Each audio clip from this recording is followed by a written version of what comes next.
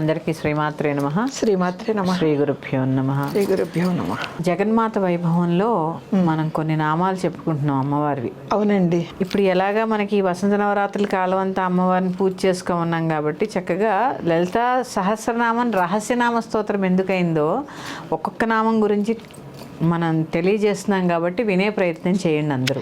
అవునండి, అసలు ఎందుకు రహస్యంగా అంటారు, రహస్యనామాలు అంటారు? రహస్యనామము అంటే ఎవరికి చెప్పకూడదని కాదు, ఒక్కొక్క నామంలో ఒక్కొక్క విశేషమైన అర్థం ఉంది, రహస్యం ఉందంటారు. ఇప్పుడు ఆ రహస్యాన్ని మనం తెలుసుకోవాలి. ఇప్పుడు రూపాయి కాయిన్ ఉందండి. అవునండి. పై 1 రూపాయి అని ఉంటుంది, వెనకాల ఇంకోటి ఉంటుంది. అవును కదా. అది తెలుసుకోవాలంటే అమ్మ ఉంది.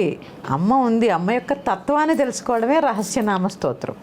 ఇప్పుడు నేనున్నాను, ఇప్పుడు మీరున్నారు, శ్రీలక్ష్మి గారు మీ తత్వం ఏంటండి, మీ తత్వం ఏంటో, వాళ్ళ తత్వం ఏంటో అంటూ ఉంటాం కదా.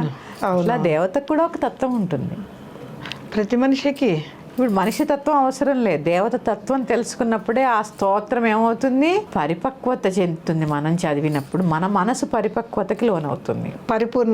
పరిపూర్ణంగా భగవంతుడి పాదాలను చేరుకోవడానికి మనకి దారి దొరుకుతుంది. అది ఈ స్తోత్రంలో ఉండే గొప్పతనం అదేనండి. స్తోత్రములు అంటే ఏదో ఎవరో ప్రింట్ వేస్తే చదివే అక్షరాలు కాదు, చాలా లోతైన అర్థాలు ఉంటాయి. అందుకే చెప్పుకుంటూ వెళ్తే ఇంకా చాలా ఉంటాయి. ఒక్కొక్క నామం మన పలు వరుసలోనే ఏముంది, ఛందస్సు ఉంది. పలు వరుసలో ఛందస్సు ఉంది. ఇప్పుడు నేను అది కూడా ఒక నామంలో మనం చెప్పుకుంటాము. ఇప్పుడు మనం చెప్పుకోబోయే నామము కదంబ మంజరి క్లుప్త కర్ణపూర మనోహర. కదంబ పువ్వులు, మంజరి అంటే గుత్తి. కదంబ మంజరి క్లప్త, గుత్తిగా చేయబడి ఎక్కడ పెట్టుకుంది, కర్ణపూర మనోహర. ఈ చెవులకి చెంపస్వరాల్లాగా ధరించింట. కదంబ పూలు గుత్తులుగా ధరించిందట, చెంపస్వరాలుగా. ఇక్కడ మనం రహస్యనామ స్తోత్రం అన్నానుగా ఇందాక. అవును కదా. మరి కదంబ పూలు చెవుల దగ్గర ఎందుకు పెట్టుకోవాలమ్మా? తల్లో పెట్టుకోవచ్చు కదా. తల్లో పెట్టుకోవచ్చు, మెడలో మాల కింద వేసుకోవచ్చు, చేతులకు కట్టుకోవచ్చు, ఇట్లా అలంకరించుకోవచ్చు, ఏదైనా చేయొచ్చు, పువ్వులతో చేయొచ్చు. కానీ మరి చెవుల దగ్గరే అమ్మ ఎందుకు పెట్టుకుంది? అవును కదా. ఎందుకు ఆ నామం విశేషంగా కదంబ మంజరి క్లుప్త కర్ణపూర మనోహర? ఆ పూల గుత్తును ఆభరణంగా చెవుల దగ్గరే ఎందుకు ధరించింది? ఇది రహస్యం, ఇది తెలుసుకోవాలి. అవును కదా. ఇది తెలుసుకోవడమే రహస్యనామ స్తోత్రం యొక్క విశేషం. ఇప్పుడు పూలు ఉన్నాయనుకోండి, గబగబా తల్లో పెట్టుకుంటాం. ఇక్కడ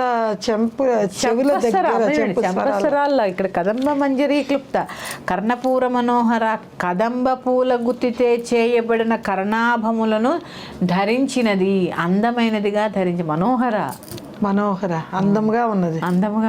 ఇక్కడ చూడండి, అంటే ఏంటి ఇక్కడ కా అనే శబ్దం ఏంటి అంటే వాయువ్యాధువులను దమనము చేయునది.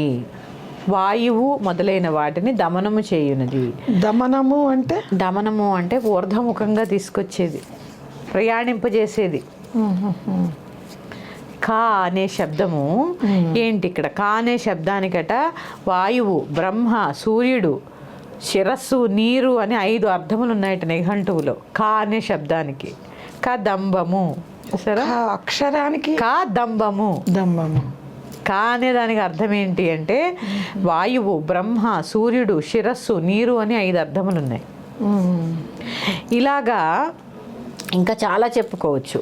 కా శబ్దమైన వాయువ్యాధులన్నిటినీ, ఇప్పుడేగా చెప్పాను, వాయువ్యాధులన్నిటినీ అధోముఖంగా పైకి అధోముఖంగా ఉన్న వాటిని ఊర్ధ్వముఖంగా తీసుకెళ్ళేటటువంటిది. అంటే అనగా దమనము చేయనది అంటే ఈ వాయువ్యాధులు, ఇప్పుడు చెప్పాను కదా, వాయువు, బ్రహ్మ, సూర్యుడు, శిరస్సు, నీరు, 5 కూడా తన స్వాధీనమునందు ఉంచుకునేటటువంటిది కదంబము. అందుకే ఏంటి చూడండి, ఎక్కడ పిడుగు పడినా కాలిపోతుంది. కదంబం చెట్టు మీద పిడుగు పడితే కాలదట. కాలదు, పిడుగుని కూడా గ్రహిస్తుంది. అది అంత పవర్ ఉంటుంది. అందుకే అమ్మ కదంబ వనవాసిని.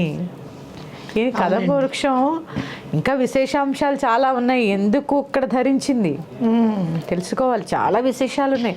కదంబం అనగానే ఏం చేస్తున్నారు అంటే, నేను ఒక చోటండి తాంబూలం తీసుకోవడానికి వెళ్ళాను ఒకసారి. వాళ్ళు ప్రత్యేకంగా నా కోసం కదంబం పుష్పము ఒక 500 రూపాయలు పెట్టి కొనుక్కొచ్చారు శ్రావణ మాసంలో నాకు ఇవ్వడానికి. నేను నేను నేను నిజంగా నేను ఆశ్చర్యపోయాను. ఇది ఏంటి అంటే కదంబ పుష్పము. కదంబ పుష్పము ఎందుకు కొన్నారు? మీకు ఇవ్వడానికి కొన్నాం. బాగుంది. అసలు దీని యొక్క ప్రాముఖ్యత తెలుసా మనకి? ఇది నేను అడిగిన ప్రశ్న. అంటే ఆమె ధరిస్తుందని తెలుసు, ప్రాముఖ్యత ఏమిటన్నది తెలియదు కదా. ఆధ్యాత్మికంగా ఏవైనా సరే వాటి యొక్క తత్వాన్ని, వాటి యొక్క అర్థాన్ని తెలుసుకున్నప్పుడే ఆనందం కదా. ఇప్పుడు నాకు ఇచ్చారనుకోండి, నేను అమ్మలాగా శిరస్సులో ధరించలేనుగా. అవును కదా. అమ్మ పాదాల దగ్గర పెట్టాలి. అవును. నీకు ఆశ పీఠానికి తీసుకెళ్ళి అమ్మ పాదాల దగ్గర పెట్టాలి. అమ్మ పాదాల దగ్గర పెట్టినప్పుడు అమ్మ ఇది ఎందుకు ధరిస్తుందో తెలిసినప్పుడు మీరు నాకు ఇవ్వచ్చు, నేను పుచ్చుకోవచ్చు, నేను అమ్మకి ఇవ్వచ్చు. పరమార్థం పుచ్చుకున్నందుకు పరమార్థం మీకు ఆ విషయం తెలియడం. మరి సరే ఇది బాగుంది, మరి చెవులకే ఎందుకు ధరించింది? ఇప్పుడు చెప్పాను, ఇవన్నీ స్వాధీనంలో ఉంచుకుంది, బాగుంది, నిజమే. మరి చెవులకే ఎందుకు ధరించింది చెప్పుకుందాం. మనకి చూడండి, చీకట్లో కూర్చున్నాం, ఒక జ్యోతి దర్శనం అయిన సూర్యుడు వచ్చాడు అనుకోండి, ఆ వెలుతురు ఇట్లా ఒక్కసారే వచ్చి రాగానే చుట్టూ ఉన్నవన్నీ కనపడిపోతాయి. అవును, చుట్టూ ఉన్నవన్నీ కనపడిపోతాయి. ఇప్పుడు గది చీకటిగా ఉంది, లైట్ వేసాం అనుకోండి, అంతా వెలుగొచ్చేస్తుంది, వెలుతురు వచ్చేస్తూ ఉంటుంది. అంటే ఇక్కడ సర్వము ఒకేసారి అనుభవంలోకి వస్తుంది జ్యోతి దర్శనం అయినప్పుడు. ఈ కదంబ పుష్పం యొక్క గొప్పతనం ఏంటి తెలుసా అండి? చెప్పండి. అన్ని మొగ్గలు ఒక్కసారే వికసిస్తాయి. కొన్ని పువ్వులు చూడండి, ఇలా ఇలా ఇలా ఇలా ఇలా ఇలా వికసిస్తాయి. అలా కాదు, ఎన్ని రేకులు ఉన్నాయో అన్ని రేకులు ఒక్కసారి వికసిస్తాయి కదంబానికి. అవునండి, బాల్ లాగా ఉండి అన్నీ ఒకసారి వికసిస్తాయి. అంటే చూడండి, ఆ జ్యోతి అనేది ఒక్కసారే వికసించేటటువంటి తత్వము కలది. అంటే తన వికసించడం ద్వారా అజ్ఞానాన్ని రూపుమాపేటటువంటిది. అంధకారంలో ఉన్న మనకి జ్ఞానాన్ని ప్రసాదించేటటువంటిది కదంబము. అందుకే కదంబంలో ఉంటుంది. కదంబ వనవాసిని అని ఆవిడకి పేరు ఎందుకంటే ఇందుకే. ఆవిడ ఎక్కడుంటే అక్కడ అజ్ఞానం అనేది ఉండదు. అంతే తప్ప మనం ఏం చేస్తాం, ఇవన్నీ తెలుసుకోకుండా ఒక కదంబం చెట్టు తెచ్చుకొని ఒక 1,00,000 రూపాయలైనా సరే కొనుక్కుని ఇంట్లో వేసుకుంటాం. ఏం ఉపయోగం లేదు దానివల్ల. మనసులో అమ్మని ప్రతిష్ఠ చేసుకొని ఆ కదంబ వృక్షాన్ని ప్రతిష్ఠ చేసుకొని నీలో ఉండే చీకట్లని రూపుమాపుకోవాలి, అంధకారాన్ని రూపుమాపాలి. ఇది కదా కావాల్సింది. అప్పుడు ఆవిడ కదంబ వనవాసిని అవుతుంది. ఇక్కడ ఉంది అమ్మ. మనం అందరికీ అమ్మ అంటే ఇష్టమే. అవును కదా. అమ్మ అంటే ఇష్టం లేని వాళ్ళు ఎవరుంటారు? ఎవరు ఉండరు. భూమి మీద పుట్టిన వాళ్ళు ఎవరు ఉండరు నాకు తెలిసి. వ్యామగాములు అయి ఉంటారు ఎవరైనా ఉండుంటే. ఇలా ఉన్నవాళ్ళు ఇక్కడ ప్రతిష్ఠ చేసుకుని ఉంటాం అమ్మని హృదయ పలకంలో. అవునండి. ఆ కదంబ వృక్షంలో అమ్మను ఉంచాలి అంటే నీలో ఉండే అజ్ఞానం అనే చీకట్లలో ఉంచకూడదు. జ్ఞానం అనే అమ్మ కూర్చోగానే ఏమవుతుంది, ఒక్కసారిగా కాంతి రాగానే నీ అజ్ఞానాన్ని రూపుమాపుకోవడానికి ప్రయత్నం చేయాలి. అది కదంబ వృక్షం యొక్క గొప్పతనం. ఏంటి అంటే ఒక్కసారే వికసిస్తుంది. మొత్తం ముకులాలన్నీ, మొగ్గలన్నీ ఒకసారి వికసిస్తాయి. ఇది కదంబం యొక్క గొప్పతనం. అద్భుతంగా. ఇంకా ఉంది. మరి చెవులకే ఎందుకు ధరించి? అవును కదా, కర్ణాలకే ఎందుకు ధరించాలి? కర్ణాలకే ఎందుకు ధరించాలి? చూడండి, కర్ణముకి దగ్గరగా ఏ చక్రం ఉంటుంది? చెవులకి దగ్గరగా ఆజ్ఞా చక్రం ఉంటుంది. విశుద్ధి, ఆజ్ఞ, రెండు. విశుద్ధి, ఆజ్ఞ. ఇక్కడ మనము ఇక్కడికి వచ్చేసరికి అంటే కదంబ వనవాసిని, కదంబ మంజరి క్లప్త చెవుల దగ్గరికి వచ్చేసరికి 2 గ్రంథుల భేదనం జరిగింది మనకి. బ్రహ్మ గ్రంథి, విష్ణు గ్రంథి. ఇక్కడ కలిసేటప్పటికి రుద్రగ్రంథి భేదనం జరుగుతుంది. అంటే అప్పటికే ఆత్మస్వరూపాన్ని చాలా వరకు తెలుసుకోగలం. ఎందుకంటే మణిపూరం దాటి మూలాధారము, స్వాధిష్టానము, మణిపూరము, అనాహతము 4 చక్రాలు దాటి బ్రహ్మగ్రంథి, రుద్రగ్రంథి భేదనం అయిపోయింది. ముడులు విడిపోయాయి. భేదనం అంటే ముడి విడిపోయి రుద్రగ్రంథి దగ్గరికి వచ్చేసాం. అక్కడికే మనకి ఏంటి, మనం ఆత్మస్వరూపులము. తెలిసిపోతుంది, భగవత్ తత్వం తెలిసిపోతుంది చాలా వరకు. ఒక్కసారి ఇక్కడికి రాగానే, ఆజ్ఞ చక్రకి రాగానే కాంతి కనిపిస్తుంది. ఇప్పుడే చెప్పాగా, ఒక్కసారే విచ్చుకుంటుంది.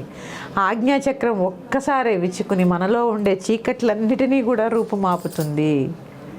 ఈ ఆజ్ఞ కదంబ పుష్పంలాగా ఒక్కసారే విచ్చుకుంటుంది. రుద్రగ్రంథి భేదనం జరుగుతుంది.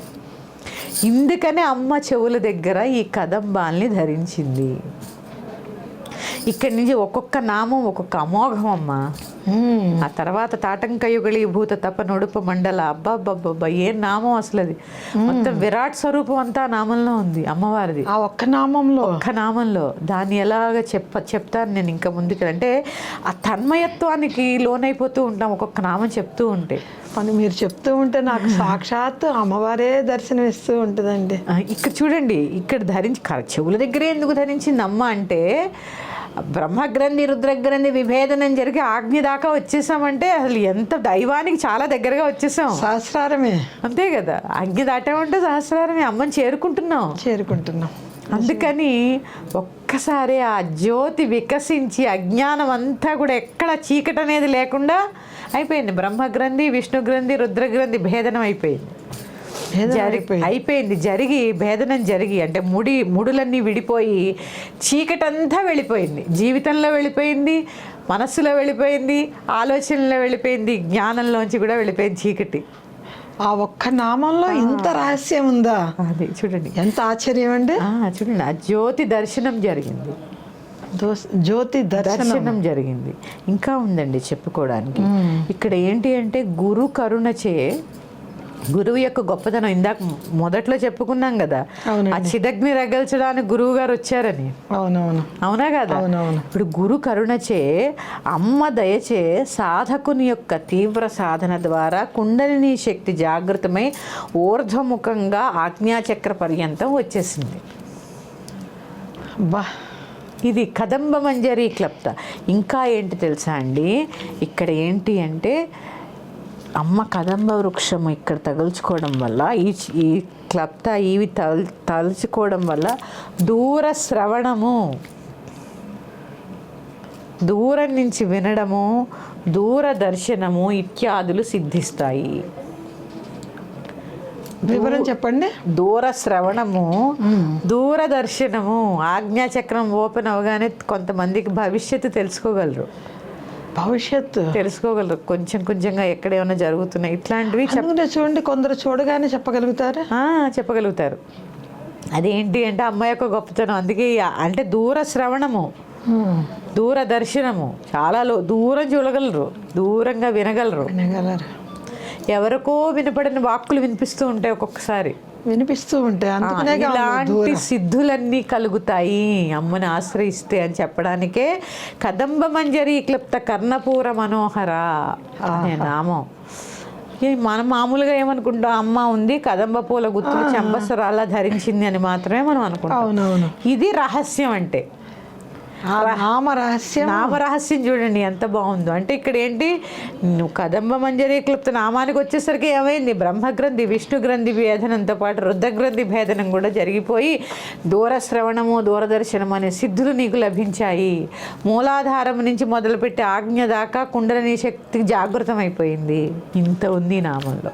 నిజమేనండి, మీరు చెప్తూ ఉంటే సామాన్యంగా మనకి ఏదైనా సమస్యలు వచ్చినప్పుడు చేసినప్పుడు అమ్మవారిని తలుచుకొని ఆ సమస్యలనే ఆలోచించుకుంటూ ఉన్నాం అనుకోండి, అప్పుడు మనకి ఏవో భావాలు మనకు వస్తూ ఉంటాయి కదండి. ఆమె ఆజ్ఞ ద్వారా మనకి చెవులకి బహిరంగంగా వినపడపోయినా ఒక సొల్యూషన్ అనేది. ఇప్పుడు చూడండి, ఆ చక్రం పేరే కాదు, ఆ చక్రం పేరే ఏంటి, ఆజ్ఞ వల్ల అమ్మవారి కొన్ని సమస్యల పరిష్కారానికి కొన్ని భావాలు వినపడతాయి, తెలుస్తాయి. ఇప్పుడు ఇలా చేస్తే బాగుంటుంది కదా, ఇలా చేస్తే మంచిది కదా. అదే అమ్మవారి సంకల్పమే కదా. సంకల్పం. ఇంకోటి తెలుసా మీకు, ఇలా అమ్మని భావన చేస్తూ చేస్తూ ధ్యానించడం వల్ల మనకి తెలియకుండానే మన మనసు కొన్నిటికి సమాధానాలు చెప్తూ ఉంటుంది. అదే నేను చెప్తున్నాను, అదే నేను అనుకుంటున్నాను. అంటే భావన మనకి ఎవరో వినిపించినట్టే కదా. అంతే కదా, అది అమ్మవారి వాక్యే కదా. అంటే మనకి ఆ భావన వచ్చిందంటే మనకి. అవును, అందుకే చెప్తున్నాను కదా, దూర శ్రవణమో దూరదర్శనమో అవుతూ ఉంటుంది. అవునండి. ఇదే కదంబ మంజరి క్లుప్త కర్ణపూర మనోహర. ఇంకొక నామంతో మళ్ళీ కలుసుకుందాము. శ్రీమాత్రే నమః. స్వస్తి.